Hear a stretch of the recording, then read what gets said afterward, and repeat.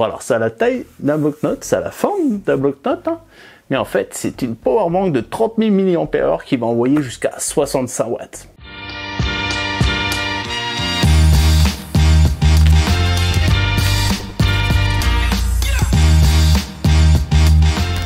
Alors bonjour à tous, alors aujourd'hui on revient pour du lourd et pas en termes de poids mais plutôt en termes de puissance, hein, puisqu'on va pouvoir recharger tout ce qui est laptop, un MacBook, laptop Xiaomi, Huawei, enfin tout ce qui est en USB-C jusqu'à 65 watts.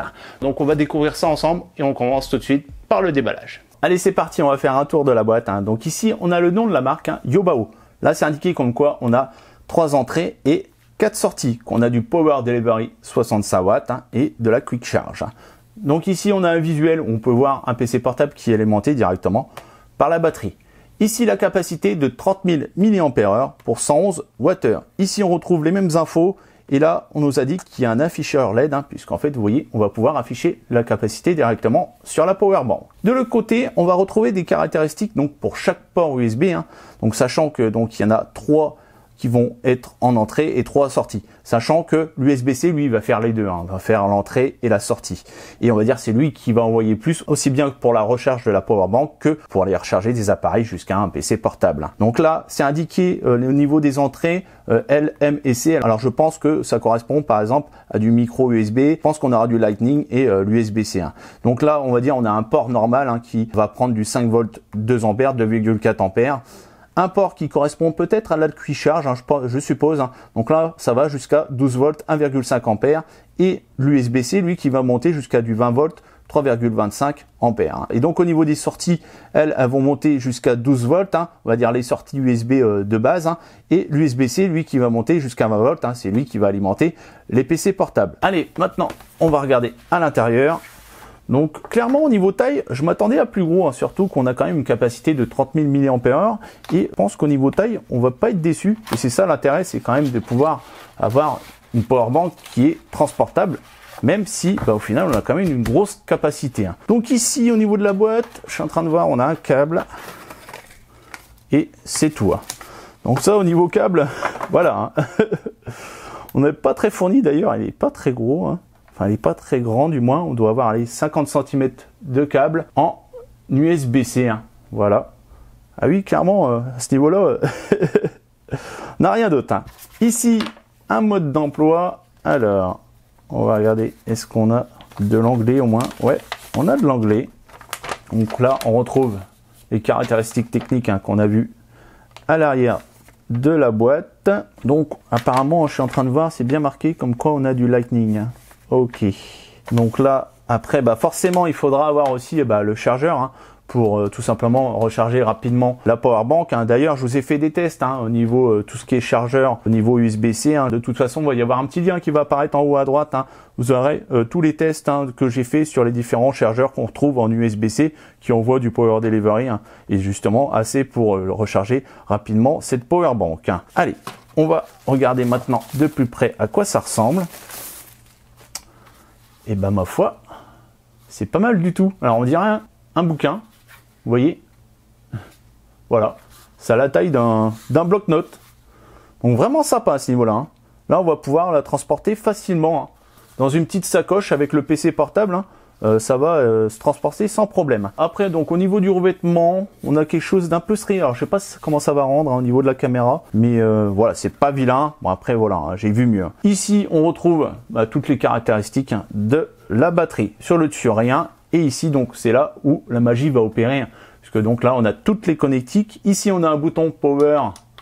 D'ailleurs, j'ai l'impression que va falloir que je recharge la batterie. Elle doit être vide. Donc après au niveau des connectiques, hein, donc ici on a l'entrée L, en fait, oui, ça correspond à Lightning. Hein.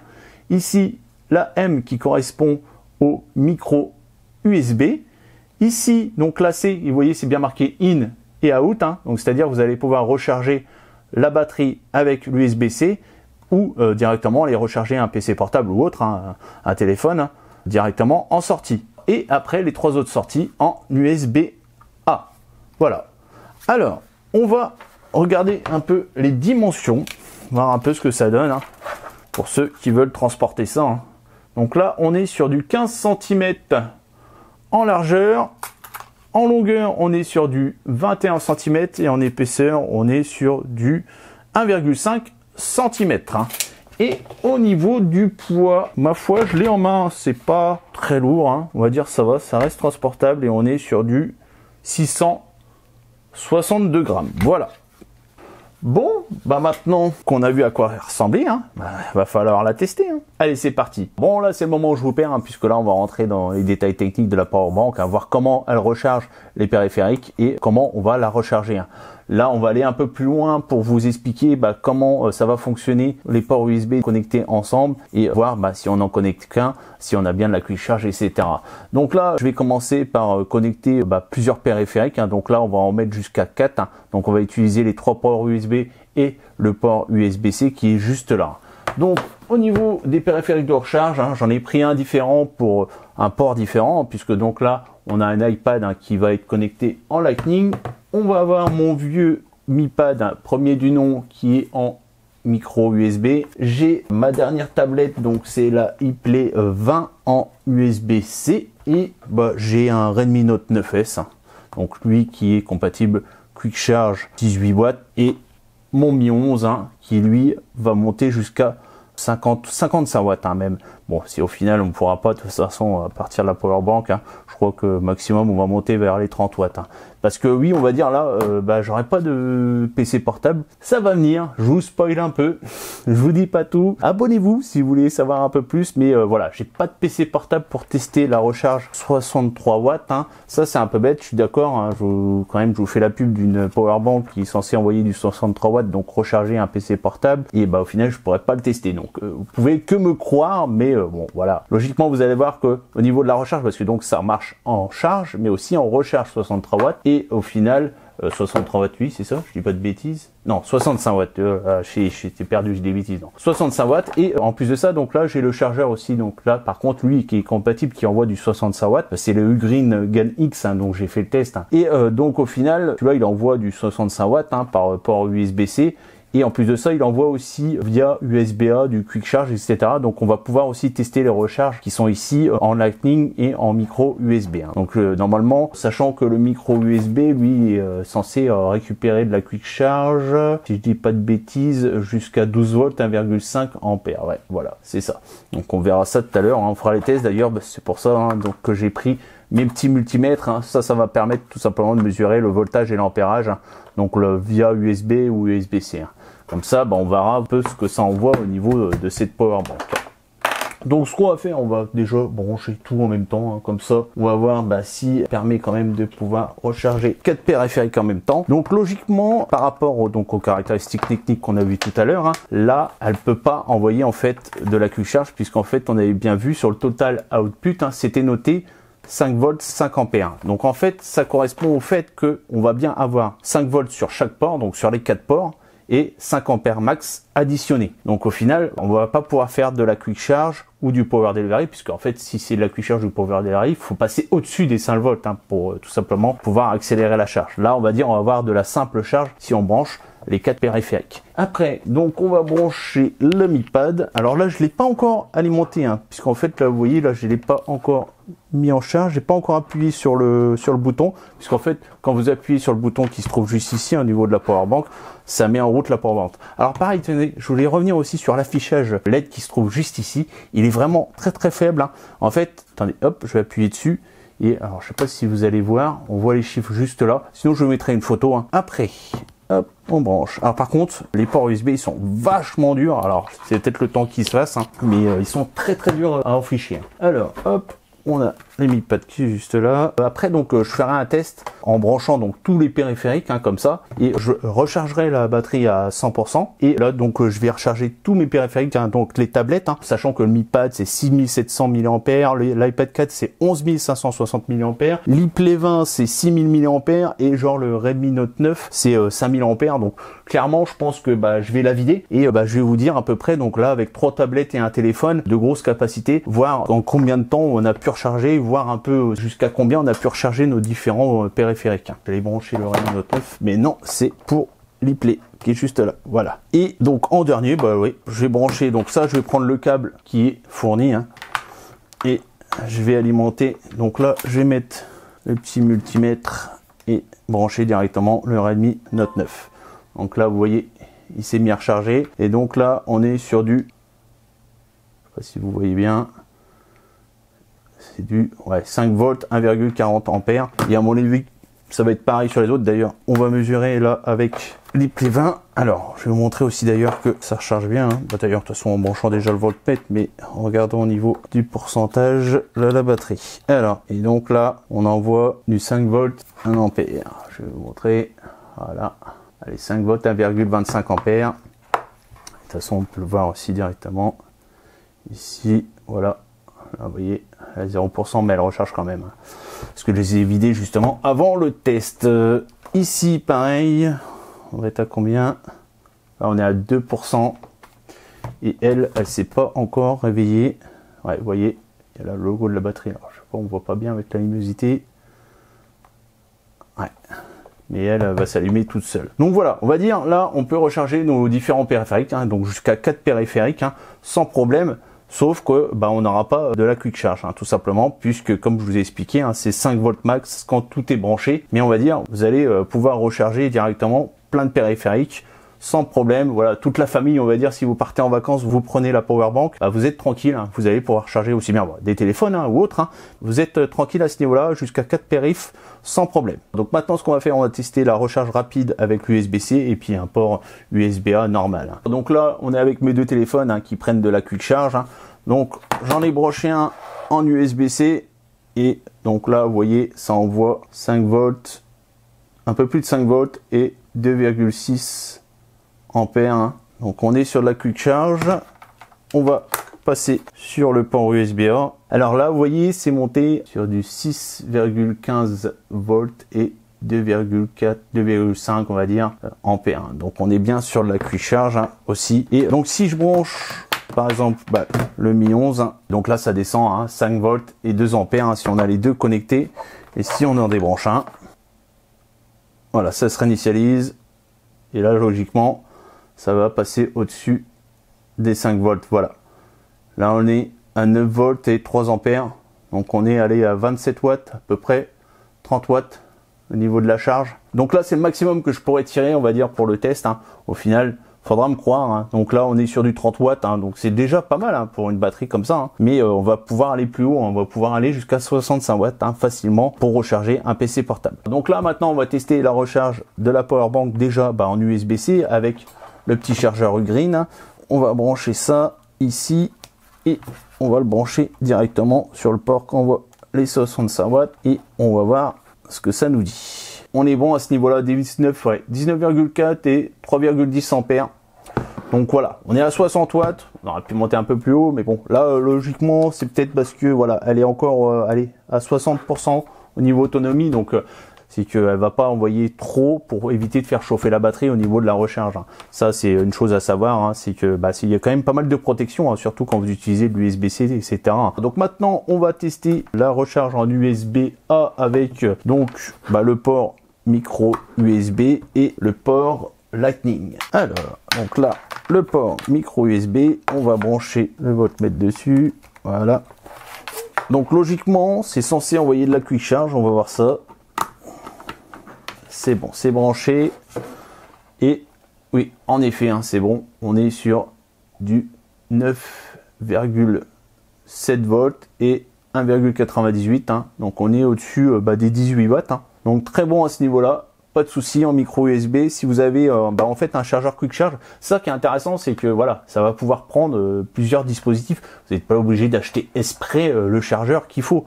Vous pouvez déjà utiliser celui que vous avez par exemple avec votre iPhone, avec votre PC ou autre. Hein. Ça, l'intéressant aussi, c'est que vous n'êtes pas obligé d'acheter le chargeur adéquat pour ça. Et c'est pour ça qu'au final, il y a 3 ports justement de recharge. Et donc, on va finir par le Lightning, puis lui, je pense que ce sera lui qui enverra le moins, on va dire. Donc ça, forcément, en fait, ça prendra plus de temps, selon ce que vous utilisez en technologie aussi. Hein.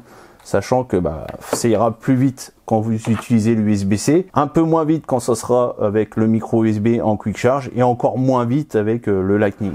Et donc là, ça envoie du 5 volts et 1,43 ampères pour la recharge au niveau de la power bank. Hein.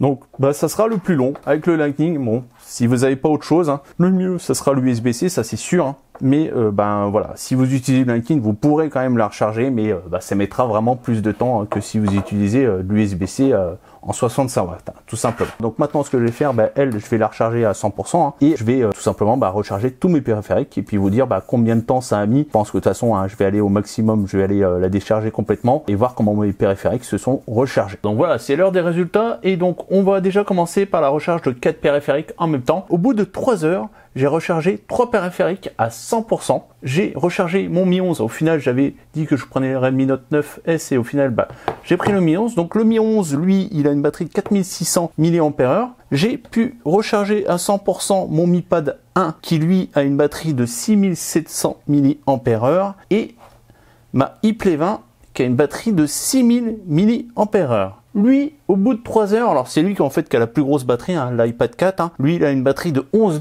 560 mAh et au final, je pense que elle prenait tellement que lui, il a vraiment eu une charge assez faible, enfin du moins, il a été chargé trop faiblement au niveau de l'ampérage, hein, ce qui fait qu'il est monté à 30% quand eux, ils ont fini à 100%, donc au bout de 3 heures. Mais alors, chose assez marrante, c'est que donc au final, la batterie, elle s'est vidée à 99%, donc il restait 1%, et avec les 1% qui restaient, on est passé de 30 à 60% de batterie avec l'iPad en fait. Donc là, au bout de 3 heures, lui, il était à 30% et il est resté, du moins la batterie, a continué à charger pendant 1h20. Il est passé de 30 à 60% au niveau de l'iPad 4. Donc vraiment une bonne nouvelle déjà au niveau de tout ce qui est recharge de plusieurs périphériques en même temps. On est sur du 5 volts, 5 ampères, mais déjà très intéressant sur 3 périphériques rechargés en 3 heures. Je trouve que c'est vraiment pas mal du tout. Hein. Et après, au final, il restait 1%. Alors je vous dis, le 1% increvable quoi. Clairement à ce niveau-là, j'ai pu reprendre au moins 30% sur la grosse batterie, hein, puisqu'on a du 11 560 mAh. Forcément, on n'a pas de test avec un PC portable, mais déjà vous pouvez voir qu'avec différents périphériques, donc les tablettes, c'est ça qui bouffe le plus hein, au niveau des batteries. Vous voyez là, j'ai pu en recharger voilà presque les 4 périphériques, sauf il restait encore 40% sur l'iPad. Et donc on va avoir aussi quelques infos hein, sur la page produit de Banggood. Hein. Donc là, ça nous indique par exemple qu'on va pouvoir recharger donc un iPhone 11 jusqu'à 12 fois, un iPhone X jusqu'à 10 fois et un MacBook jusqu'à 3 fois. Alors un peu plus loin, ça nous montre que donc on va pouvoir recharger un MacBook Pro en 1,5 heures, donc en 1h30 hein, à 100%. Donc est-ce qu'on c'est en utilisant ou juste en laissant brancher, je sais pas.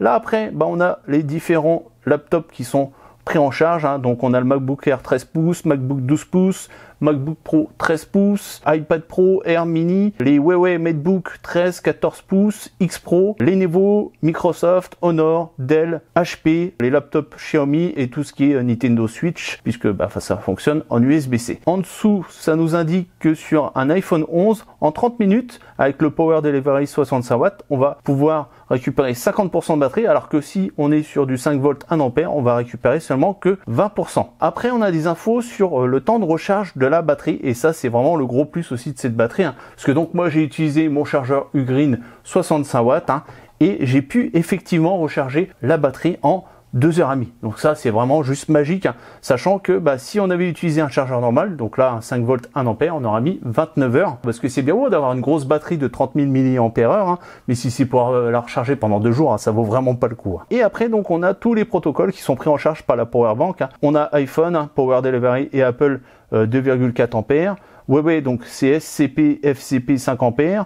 On a la Quick Charge 3.0, 2.0, alors PPS par contre ça je sais pas ce que c'est, AFC et PPS pour Samsung et pour Meizu. Donc voilà, c'est le temps de la conclusion. On va commencer par ses défauts. Le premier que j'ai relevé, c'est le fait qu'on puisse pas utiliser 2 ports en même temps pour la recharge rapide.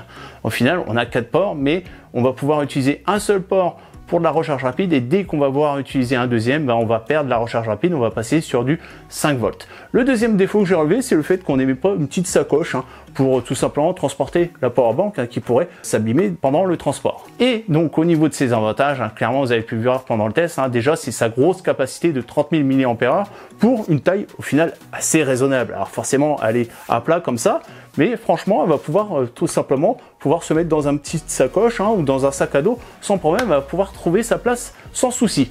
Après, bien sûr, c'est 65 watts hein, de recharge, hein, donc dans ces cas-là, on va pouvoir recharger n'importe quel laptop qui est compatible 65 watts en USB-C. Le dernier avantage qui est lié aussi à sa puissance de recharge, c'est aussi sa recharge aussi qui est très rapide, hein, puisqu'on va pouvoir recharger en 2h30 cette powerbank de 30 000 mAh.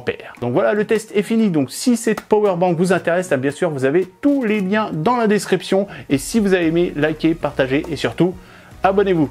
Ciao, bye bye, à la prochaine.